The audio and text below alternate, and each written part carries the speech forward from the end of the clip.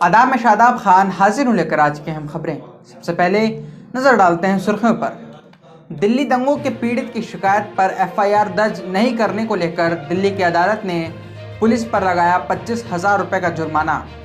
Covid की चपेट में आए छात्रों की मदद के लिए शुरू की गई समुदाय समर्थित योजना। असम मानवाधिकार आयोग ने पुलिस मुठभेड़ों की जांच का दिया निर्देश। अब आते हैं अंतर्राष्ट्रीय खबरों की तरफ। राष्ट्रपतियों की पहल के बाद संबंध सुधारना चाहते हैं तुर्की और इजराइल।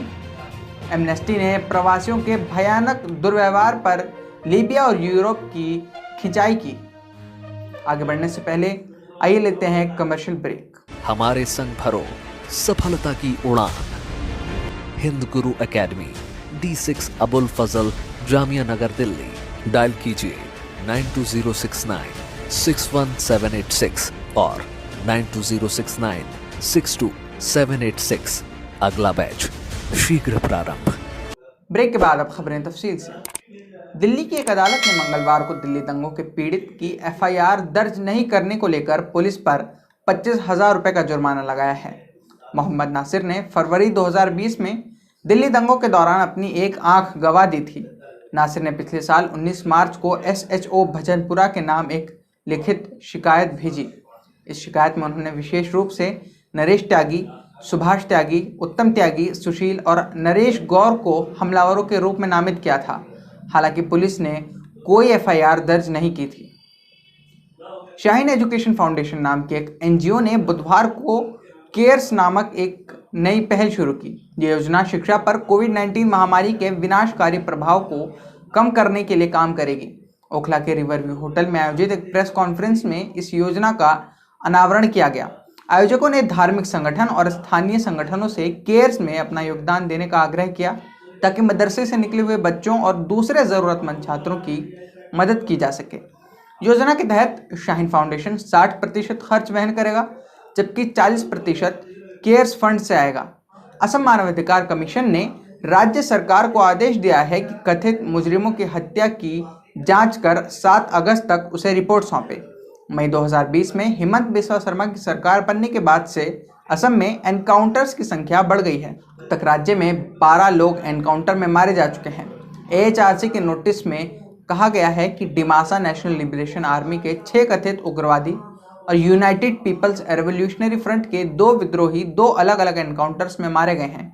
मीडिया रिपोर्ट्स को कोट करते हुए मानवाधिकार कमीशन ने कहा कि 4 और लोगों को अलग अलग एनकाउंटरों में मारा गया है।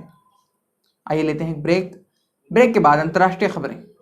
लिमरा कंपनी का हुस्न यूसुफ फेस पैक व क्रीम कुदरती जड़ी बूटियों से तैयार किया गया। हुस्न यूसुफ फेस पैक व क्रीम आपके चेहरे को कील मुहासों, चेहरे की झुर्रियों, आँखों के नीचे काले निशान को दूर करता है, चेहरे को खूबसूरत, मुलायम और निखारता है। हुस्न यूसुफ फेस पैक व क्रीम हर जगह दस्तयाब है।